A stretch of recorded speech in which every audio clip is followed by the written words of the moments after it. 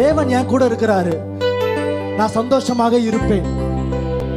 என்னை அவமானப்படுத்தினாலும் நான் சந்தோஷமா இருப்பேன். அவர் எனக்கு எதுவுமே செய்யலைனாலும் நான் அவர் கூட சந்தோஷமா இருப்பேன். நீங்க நிறைய வாட்டி பார்க்கலாம், ஆண்டவர் நம்ம என்ன வேணாலும் கேட்கிறோம், அவர் எதுவும் கொடுக்க மாட்டேங்க. இல்லைங்க, அவர் நமக்காக ஒரு நோக்கத்தை வைத்திருக்கிறார். அப்புறம் போகிறவர் போலதான் இருப்பாரு, ஆனா உனக்கானத பரத்தல ஆண்டவர் கொடுத்தே தீருவார். உங்களை ஆசீர்வதிப்பது கர்த்தருக்கு பிரியம்.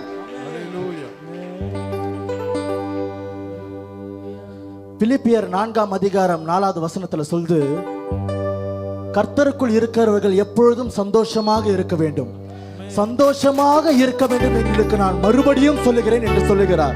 அப்பொழுது வாழ்க்கையில எவ்வளோ பிரச்சனை இருந்தாலும் சந்தோஷமா இருங்க, ஆண்டவர் பார்த்துக் கொள்வார். நீங்க பாரத்தை நீங்க ஆண்டவர் மேல வச்சுட்டீங்கல்ல, ஆண்டவர் அதற்கான காரியத்தை உங்களுக்காக பலனாக திடமாக ஆசீர்வாதமாக உங்களுக்கு செய்து முடிக்கார் வல்லவராக இருக்கிறார். எத்தனை பேர் விசுவாசிக்கிறீங்க? எல்லாரும் கரங்களை உயர்த்தி ஆமென் சொல்லுவோமா? சத்தமாக சொல்லுவோமா? சத்தமாக சொல்லுவோமா? ஆமென். அதை ரிசீவ் பண்ணுங்க விசுவாசத்தோடு எல்லாரும் சேர்ந்து. பலனும் அரணும் என் கேடகம் இயேசுவே,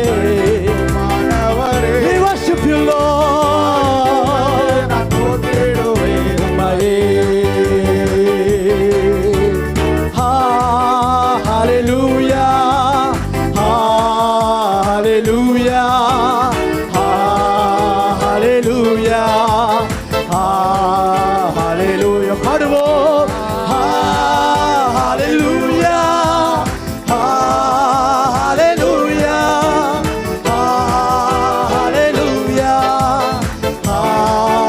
hallelujah, hallelujah, hallelujah, hallelujah, hallelujah. பாடுவோம். Hallelujah, hallelujah, hallelujah, hallelujah, hallelujah. இயேசுவே எங்கள் பரிகாரியே. ஹalleluya, ஹalleluya. கொஞ்சம் சத்தமா சொல்லுங்களேன். ஹalleluya.